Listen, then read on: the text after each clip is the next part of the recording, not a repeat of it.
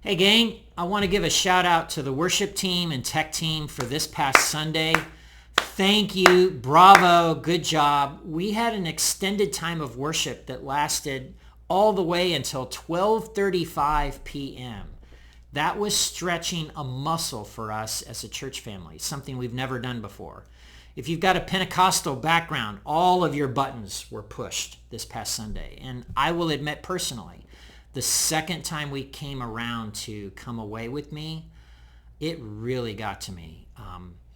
Come away with me, come away with me, it's never too late. There was just something about it the second time through, an hour later, with a posture of complete openness and a desire to fix my attention on Jesus. Made a difference. So again, I just want to say thank you.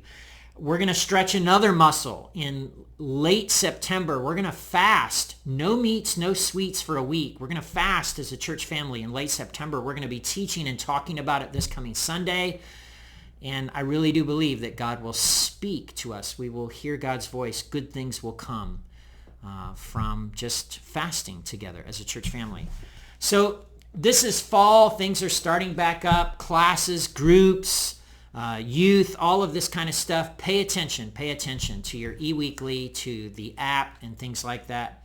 I want to make an ask of you, and I want to beg you, plead you, exhort you, challenge you, just implore you to read or listen to Scripture with your church family.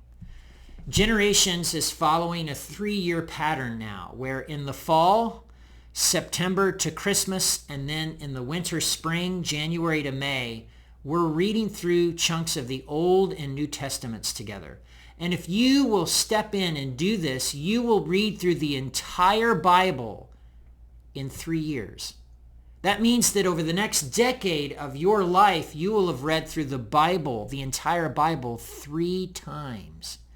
Imagine what that would do to your ability to hear God's voice, for your ability to have your heart shaped more after the heart of Jesus, to know that you are beloved and to have that kind of freedom. So I just want to challenge you to do that.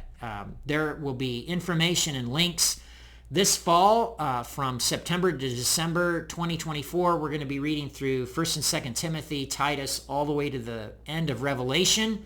We'll be going through Revelation as a church family. If you love the end of the world stuff, we're going to be doing that toward the end of the calendar year.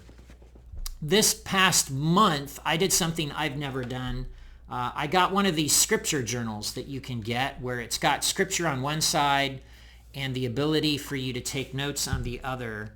And I found that for myself, most of what I'm writing there is not just observations, but questions. Like out of Mark chapter 6, what is this offense where people in Nazareth are offended by Jesus? Like, how are they offended?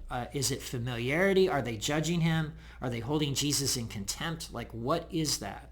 What's the connection between our faith and mighty work? Like, what is that connection? So I just found that writing out those questions were helpful for me. So again, pay attention. It's fall. Things are starting up, etc. More than anything, I beg of you to read or listen to Scripture with your church family. There'll be a couple of times that you can hop in and discuss it. Sunday mornings here at the church house, Monday nights on Zoom. But regular intake of Scripture is one of the most important things that helps us to have our minds renewed and our hearts opened to God. So that's enough for today. I hope you have an awesome week, and I hope to see you in the church house this Sunday.